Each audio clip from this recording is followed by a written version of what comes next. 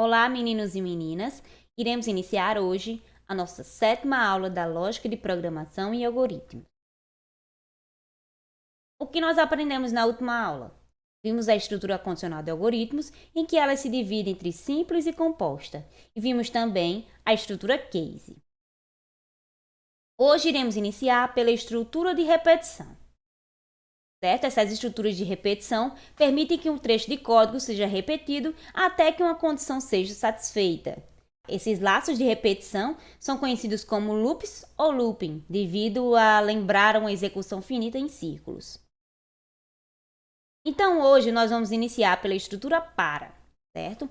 Aqui é utilizado quando sabemos o número de vezes em que o trecho do código será repetido, certo? Então, aqui neste exemplo, eu tenho aqui para vocês que o comando 1 vai ser executado utilizando a variável i, esta daqui como controle, e o seu conteúdo vai variar desde o valor inicial até o valor final, de 1 em 1, incrementando automaticamente. Então, aqui eu tenho um outro exemplo para vocês, em que o comando 1 e o comando 2 serão executados utilizando a variável j. E o seu conteúdo vai variar do valor inicial até o valor final, também variando de 1 em 1 automaticamente. Então, aqui eu tenho um modelo genérico dessa estrutura de repetição para, certo? Onde V é a variável de controle, VI é o valor inicial desta variável, VF é o valor final e P é o valor do incremento do dado a variável V, certo? Então, aqui é o bloco de comandos que será repetido. E aqui eu tenho a sintaxe dessa estrutura para, certo? Aqui é a maneira como ela deve ser colocada em seu código. E aqui eu tenho um exemplo para vocês. Neste comando 1, vai ser executado 10 vezes. Como é que eu sei isso?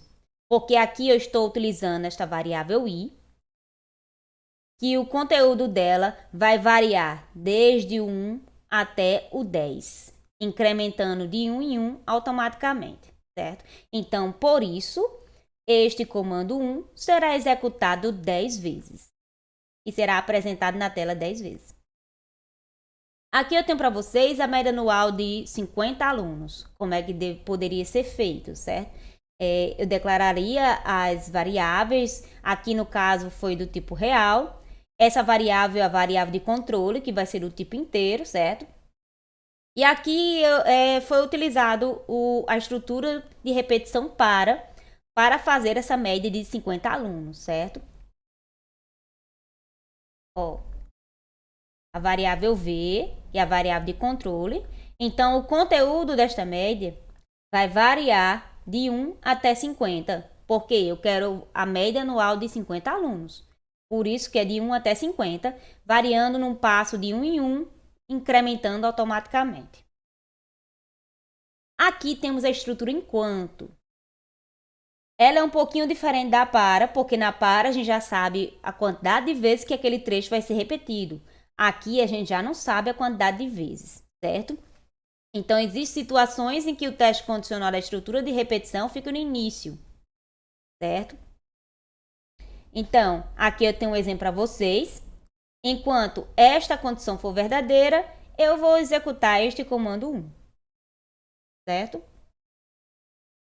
Neste outro exemplo, nós temos um exemplo bem parecido com o anterior, né?